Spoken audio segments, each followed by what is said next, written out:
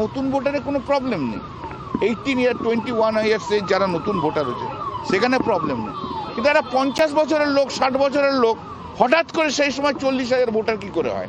এই জায়গাটাতে বলেছে উই আর সিরিয়াসলি কনসিডারিং ইট। হঠাৎ করে ইলেকশনের আগে এরকম বাল্ক ভোটার যদি আসে, সেটা 2 মাস হোক 3 মাস বা 4 মাস যেই হোক না কেন, voter is a having a right. Voter যেমন রাইট আছে তার অ্যাপ্লিকেশন করার, রাজনৈতিক দলেরও রাইট আছে দেখার সেই ভোটারটা কারেক্ট মানে তার এক্সিস্টেন্সে আছে কি না আছে, তাই না?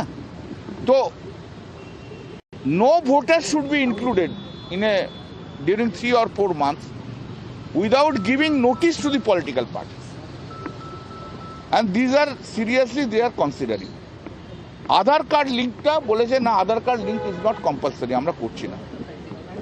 বিএলএ লেভেলে যেটা আছে যে আইডেন্টিফিকেশনের জন্য যেটা বলেছে যে ছবি দেয়া, ছবি, আধার কার্ড এগুলো দিতে হবে, আমরা যখন বলেছি দেখো এগুলো কিন্তু এক্সপোজ টু দি রিস্ক, কারণ আমরা তো অনেক কিছু আমাদের অভিজ্ঞতা আছে, যদি আগে আইডেন্টি কার্ড ভোটার ইয়েটা দেখে নিই, institutional bias that is very important. দুটো জিনিস খুব ইম্পর্টেন্টলি আমরা বলেছি যে এই যে পশ্চিমবাংলায় যে মুহূর্তে ইলেকশনের নোটিফিকেশন হয়ে গেল, গভর্নর ঘুরতে আরম্ভ করলো,